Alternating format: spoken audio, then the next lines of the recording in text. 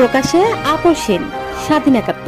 চট্টগ্রাম জেলার রাঙ্গুনিয়া উপজেলায় সদ্য কারামুক্ত দক্ষিণ রাজানগর ইউনিয়ন বিএনপি সভাপতি কামাল উদ্দিনের সাথে শুভেচ্ছা বিনিময় করেছেন দক্ষিণ রাজানগর ইউনিয়ন ৯ নম্বর ওয়ার্ড বিএনপি ও অঙ্গ সংগঠনের নেতৃবৃন্দ। আমাদের চট্টগ্রাম জেলা প্রতিনিধি জামিল মোহাম্মদ জনি এর পাঠানো ভিডিও চিত্রে দেখুন বিস্তারিত।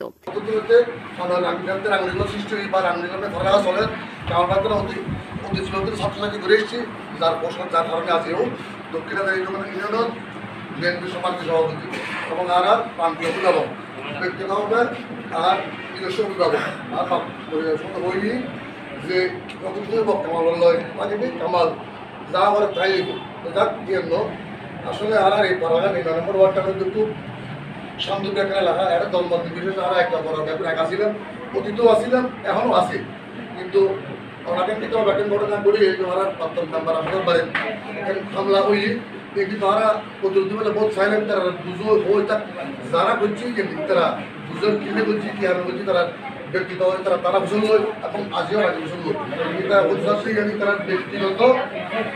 ব্যক্তিগত সূত্র বা যা ওই যাকে নলাগে এখন আর ল্যাপটপের রাশিয়ান একদম বাকি ধরছি যে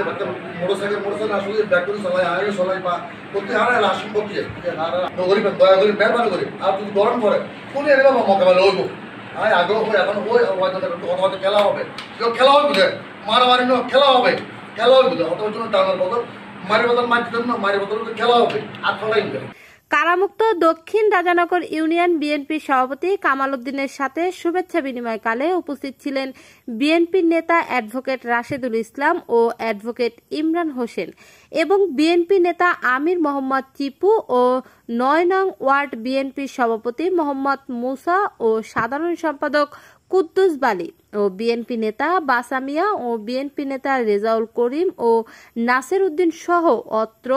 ওয়ার্ড বিএনপি অঙ্গ সংগঠনের নেতৃবৃন্দ। এই সময় বিএনপি চেয়ারপারসন বেগম খালেদা জিয়ার রোগ মুক্তি কামনায় দোয়া ও মোনাজাত অনুষ্ঠিত হয়। লিমা আক্তার, স্বাধীন ৭১।